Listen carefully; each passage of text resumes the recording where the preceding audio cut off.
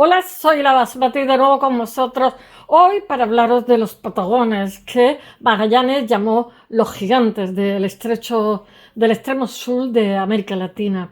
Los patagones, antes de contároslo, yo estuve leyendo sobre ellos, me ha resultado terrible. Leí un libro de Bruce Chawin sobre que era un gestor de Christie's que en un momento determinado se quedó ciego, entonces le dijo al psiquiatra que viajara, o sea, que se relajara y tal, porque lo que había tenido no tenía una base física, sino que era resultado del estrés.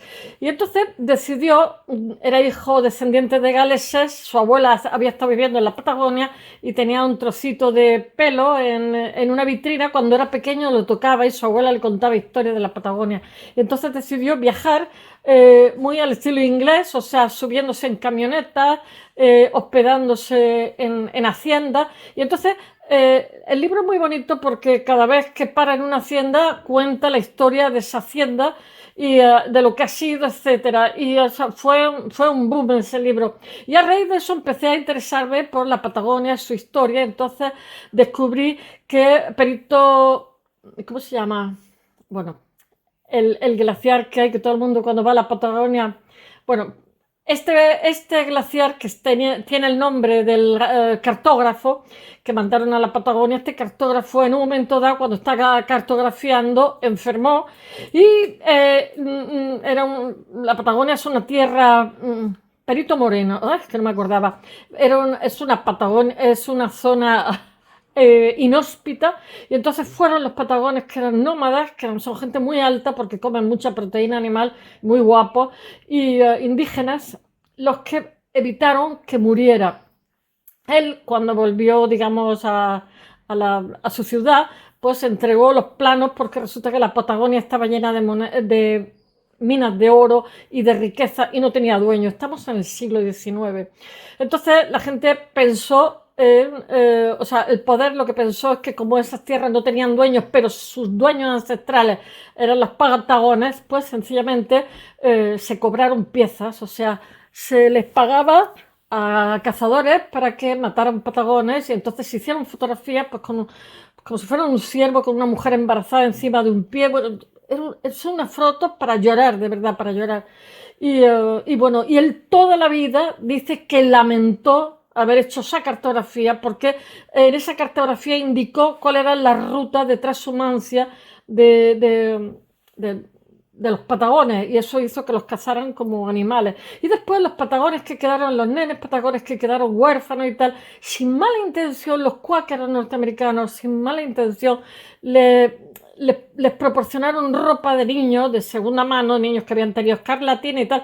Y estos patagones son personas que nunca han estado en contacto como si dijéramos, con los occidentales, entonces no tenían anticuerpos para la escarlatina, la tosferina o los virus que son habituales en nuestros niños, ¿no? Y entonces estos niños murieron de enfermedades de las cuales los niños no mueren sencillamente porque no estaban inmunizados, porque su organismo no conocía, digamos, toda esa colección de virus, como pasó con la gripe cuando llegaron los españoles a América, ¿no? Que murieron miles de personas por culpa del virus de la gripe. Bueno, y dando esta introducción, voy a ver si os cuento un poquito el periplo de Magallanes, que en 2022 se rememoró los 500 años, 500 centenarios de la primera vuelta al mundo de Magallanes.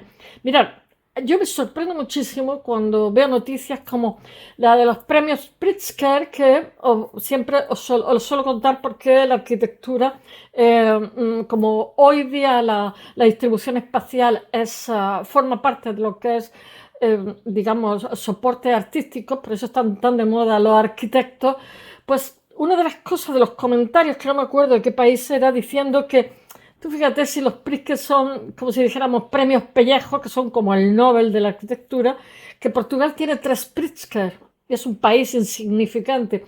Portugal no es un país insignificante, es pequeñito, no es un país rico, pero es un país que fue la primera potencia, una potencia marítima, y ahora os lo contaré justamente con Magallanes, un país con una clase y una historia simplemente excepcional. Es de necios confundir valor y precio, es de necios confundir el Producto Interior Bruto de un país con lo que es la cultura, las tradiciones, la historia, etcétera, etcétera. Pero bueno, esas son las lecturas rápidas que se hacen. Y quien diga eso, lo invito a que vaya a Portugal y simplemente coma su comida, pase por sus calles para darse cuenta que es un país que está lleno de tesoros, aparte que son de una dulzura, una educación y una clase que son excepcionales. Y eso ha generado un arte y una arquitectura puntera, a pesar de ser un país pequeñito y más bien tirando a modesto. No pobre, modesto. Bueno, también los españoles son muy modestos. Bueno, vamos para allá. Voy a contaros Magallanes. Magallanes, lo que pasa, vamos a una cosa. Magallanes era portugués, pero Magallanes fue a dar la vuelta al mundo porque estamos en una época, ya ahora os contaré, digamos, las vicisitudes, estamos en una época donde se están buscando rutas alternativas para lo que son las especias, porque eso supone unos ingresos tremendos. Las especias es... Europa ha descubierto las especias y todo lo que hay en Asia, entonces acceder allí América se la tropezaron buscando nuevas vías, ¿no? Bueno, pero seguimos todavía en la brecha. Entonces, descubrir la vía de las especias supone como descubrir casi casi una vía de oro. Y porque ya los musulmanes, digamos, determinadas zonas la han ocupado y la han hecho un poco inaccesible, y el Mediterráneo tres cuartos de lo mismo. Entonces están buscando vías alternativas para llegar a determinados sitios y proveerse de materias primas. Bueno, ¿por dónde vamos? Por Magallanes. Magallanes lo que hace es dar la primera vuelta al mundo, circunnavega una ruta hacia las Islas de las Especias, alternativa a la que discurría por el sur de África, que era monopolio de Portugal. Fue esta aventura de Magallanes realmente que muere, quien se lleva los laureles es el Cano español, que era uno de sus oficiales, el primer oficial, porque estaba vivo, ¿no? Porque Magallanes muere en Filipinas, entonces claro, pero fue realmente el emprendedor de esta aventura. Fue una aventura con mayúsculas en la que el primer gran hallazgo tuvo lugar en el invierno de 1520, 6 meses después de zarpar. Y no fue un hallazgo geográfico, fue un hallazgo antropológico, porque la flotilla fondeó en lo que era ¿cómo se llama? La bahía de San Julián, que es en el territorio de la actual Argentina. Estamos en 1500 y pico, donde los expedicionarios se encontraron con un pueblo indígena cuyos miembros eran gente altísima, de gran estatura, de una corpulencia excepcional, y por eso les llamaron patagones. El personaje patagón es un protagonista de la época de la literatura caballeresca de la época, que es un libro que sirve al Palmerín de la Oliva. Que conozca un poco de literatura sabe de lo que le hablo. Pero bueno, le pusieron patagones, no saben si es porque tenía unos pies grandes, unas pisadas grandes, pero claro, es proporcional a su estatura el que tenga unos pies grandes. Bueno, Fernando de Magallanes era, os voy a contar un poquito su vida, un marino portugués nacido en Sabrosa, en Villarreal, en 1480. Empezó a navegar en la Armada de las Indias, que eran las flotas que organizaban la corona lusa. Estamos en plena potencia portuguesa, para mantener la denominada Carreira da Indias, una ruta por el mar que conectaba Lisboa con Goa, lo que es actualmente India. Goa era el sitio donde iban los hippies del 68. Bueno, con Goa doblando el cabo de Buena Esperanza. En 1505, bueno, llegando a conocer bien el sudeste asiático. Por haber permanecido allí 8 años. En 1511 participa en la conquista de Malaca y regresa riquísimo a su tierra, sumándose a la expedición militar que el rey Manuel I, que es un patrocinador increíble, envía 2 años después contra lo que es Asamur. Asamur es una ciudad del reino de Fez, que presta vasallaje a Portugal. Portugal, os he dicho que en este momento es una potencia marítima. Tras la batalla, Magallanes es acusado de aprovechar, digamos, su estancia en Samur para comerciar, algo que estaba absolutamente prohibido, lo que le trae bastantes problemas con las autoridades lusas al volver a Lisboa. Entonces, recusado y sin trabajo, empieza a considerar una persona de bastante ingenio el tener alguna expedición alternativa, que es esta de dar la vuelta al mundo. La posibilidad de embarcarse de nuevo hacia las Molucas, desde donde un excompañero suyo, Francisco Serrano, le había descrito, le había escrito instándole a unirse a él porque estaba al servicio del sultán de Ternat. Magallanes lo que pasa es que emplea aquel tiempo muerto en estudiar mapas y, ¿cómo se dice?, portulanos, en compañía de lo que era el cosmógrafo Ruiz Falero, quien le apunta la idea de que quizás las Molucas quedaran en la parte española del Tratado de Tordesillas, ya sabéis, por el cual se reparten uno y otro medio mundo, y no en la portuguesa. Bueno, ese archipiélago me parece que luego pasa a los holandeses, no me hagáis caso, estoy pensando. Ese archipiélago de la actual Indonesia era conocido como las especierías, porque allí se obtenían las preciadas especias, sustancias vegetales aromáticas que se empleaban ya desde la antigüedad como condimento en la cocina y enmascaradoras de sabor y olor desagradable que generaba la putrefacción en una época en que la conservación de alimentos se limitaba al hielo, la nieve y en determinados sitios naturales o la sal en el desierto. Por eso alcanzan precios exorbitantes. Los adobes son árabes, o sea, el mantener la carne adobada que se descompone con limón, no, con vinagre y también el limón, esto se hacía también con las pesas. Bueno, algunas crecían exclusivamente en esta isla, a las que también se les llamaba malucos, generalmente la malaca, bueno, en concreto, allí había, ¿cómo se llama?, nuez moscada y clavo.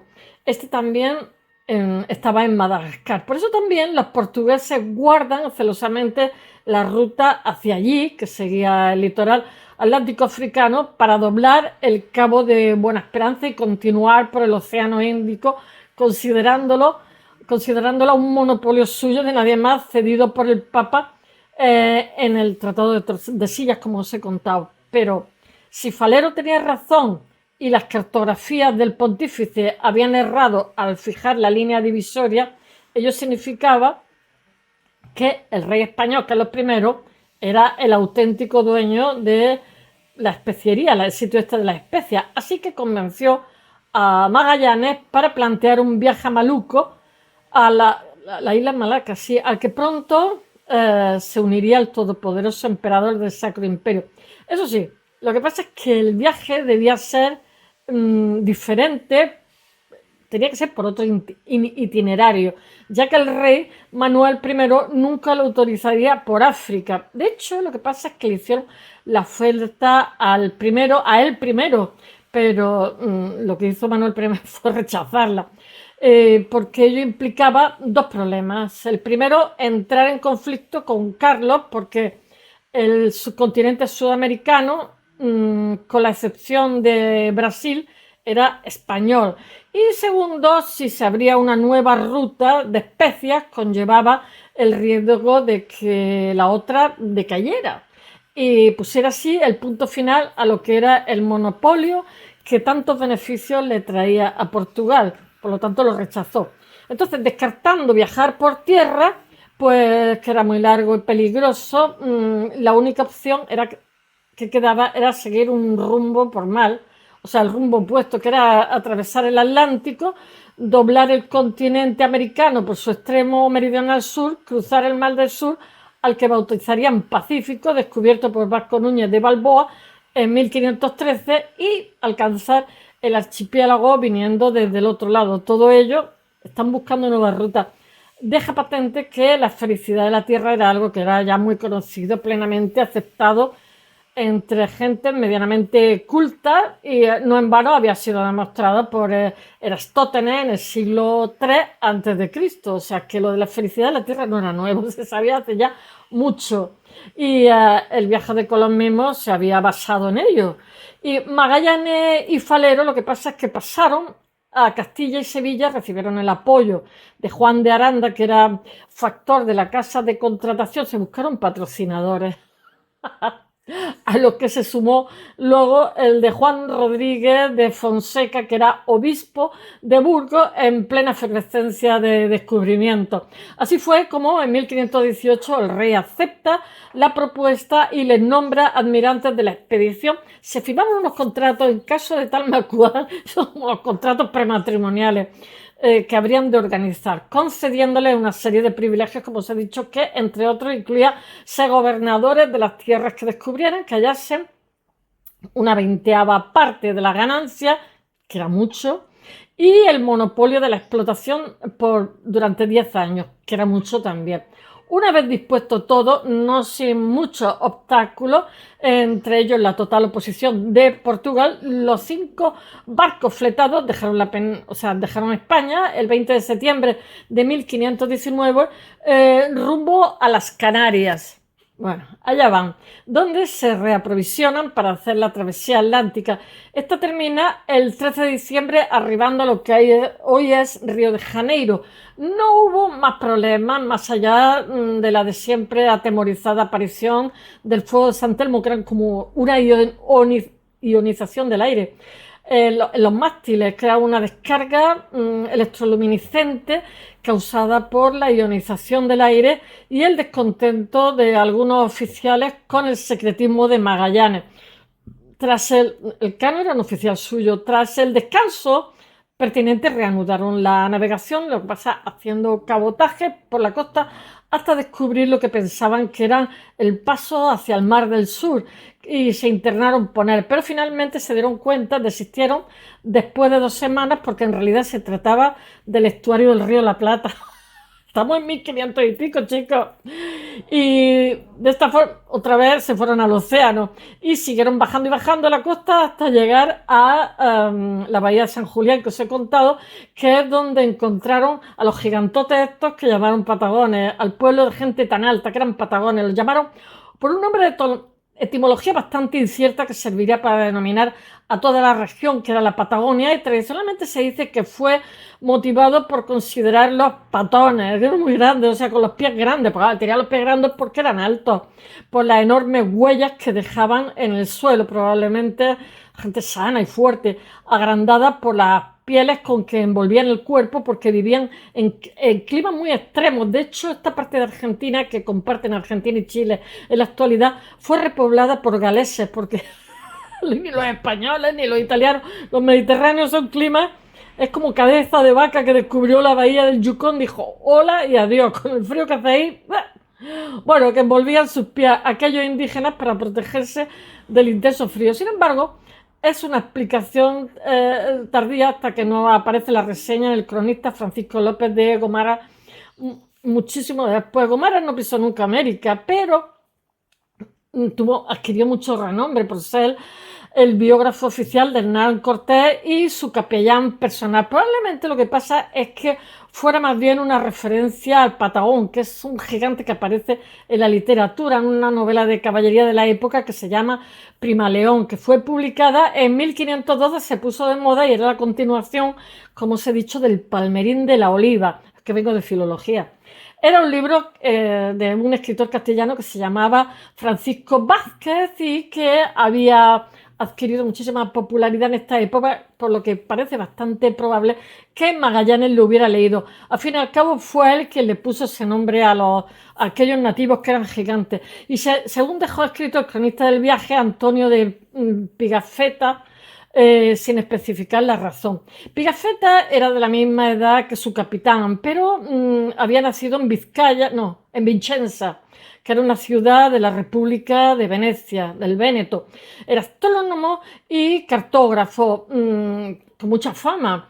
Había llegado a España acompañando al nuncio apostólico en 1518, justo al tiempo de enrolarse en la expedición, porque dice, sabía que navegando en el océano se observan cosas increíbles. Determiné cerciorarme por mis propios ojos de la verdad de todo lo que se contaba, a fin de poder hacer a los demás la relación de mi viaje, tanto para entretenerlos como para serles útil y crearme a la vez un nombre que llegase a la posteridad. ¡Qué intrépido!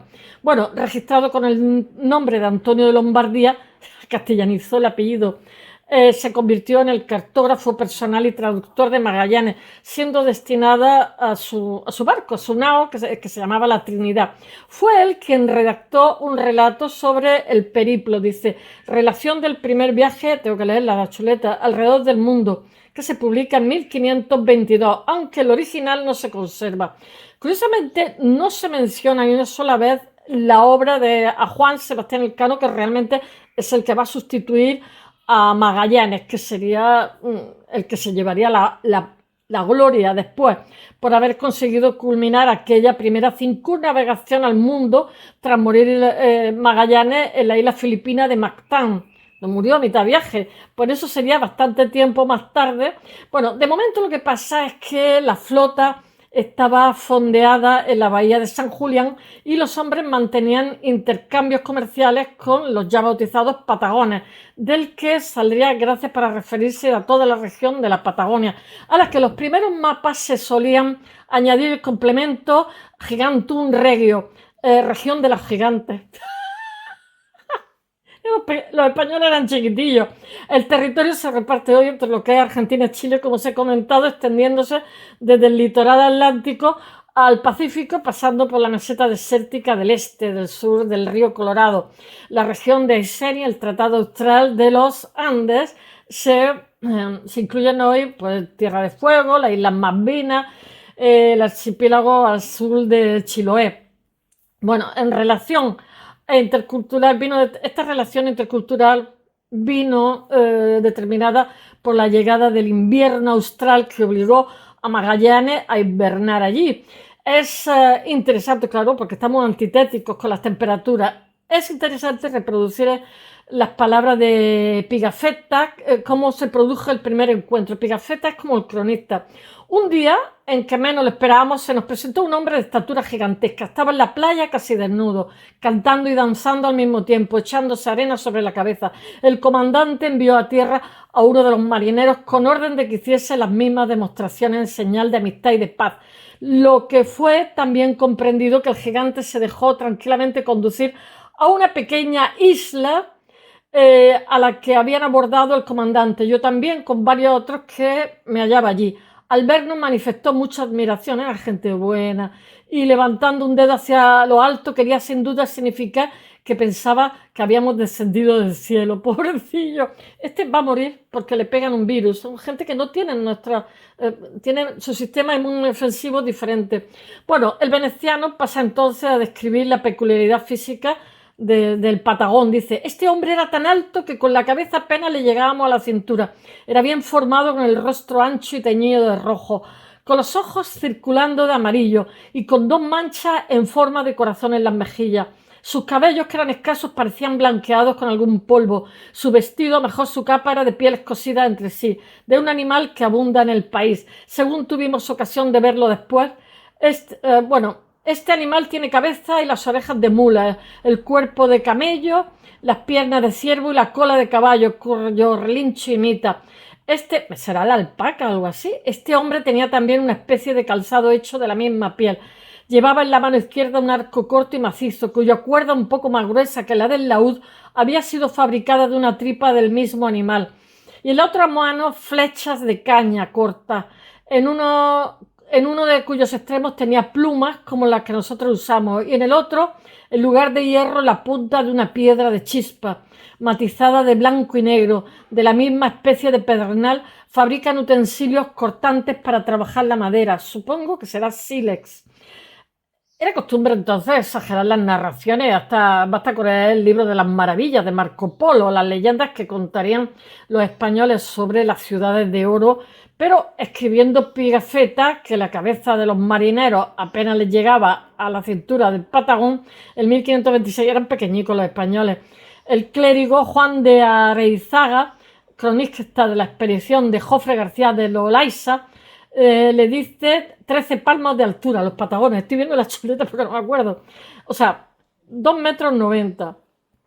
Entonces se sugieren todo tipo de fantasía sobre lo que es la talla media de este pueblo que tenían aquella gente. Ahora bien, no fue exclusiva suya a lo largo de las décadas. Otros los van a describir siglos posteriores, otros marinos pasan a la Patagonia y dejan testimonio igual de desmesurados. Por ejemplo, Francis Drake pasa por allí al borde del Golden Hill y camino del estrecho de Magallanes durante su viaje de 3 años alrededor del mundo en 1577, 1580, y el capitán de su barco, Francis Fletcher, baja a tierra y conoce a los Patagones y asegura que medían unos 7 pies y medio, que son casi 2 metros y 29 centímetros, o sea que todos debían de ser pequeñillos. Aunque su capitán parece quedar decepcionado porque deja escrito para la historia que los salvajes no son tan grandes como dicen los españoles. No sé, debían de esperarlos más grandes todavía. 10 años más tarde, Anthony Kibet, uno de los marineros del corsario Thomas Cavendish, que por enfermedad había sido abandonado en la Patagonia, afirma haber visto cadáveres de patagones de 3 metros y 70 centímetros de altura. Bueno, a ver cuál exagera más. No había acabado el siglo y ya a estas insólitas descripciones se sumó el testimonio del piloto inglés William Adams, que, famoso por alcanzar Japón y convertirse en asesor del shogun, por su historia fue novelada por el escritor James Carrabel y ha dado lugar a un par de adaptaciones televisivas. Bueno, Adams contó que el barco en el que bajaba tuvo un enfrentamiento con los nativos de Tierra de Fuego, los patagones, los que le dio, porque además confundía mucho a los mapuches con los patagones, que no tienen nada que ver. Los mapuches son los que los españoles llaman araucanos, que eran extraordinariamente altos, sin concretar más, pero los mapuches no son tan altos, ¿eh? Los británicos no parecían tener bastante con ir a remolque de los españoles en lo de dar la vuelta al mundo. También aspiraban a superarlos, ¿cómo no?, en fantasía. Incluso en una fecha tan tardía como 1776, el comodoro John Byron, abuelo del famoso poeta Lord Byron, hace una circunvalación de la Tierra a bordo del HMS Dolphin, que en menos de 2 años, y entonces dice que ha visto indígenas con 8 pies de altura, que son 2 metros 40, alcanzando los mayores hasta 9 pies, 2 metros 70 centímetros. Bueno, no eran tan altos, eran muy altos, pero no tan altos. Aunque 7 años más tarde, al publicar su relato, reduce la estatura a 6 pies o 16 pulgadas, o sea, a 1,90 m, que eso sí es posible, y a 1,98 m, al final 2 metros está muy bien.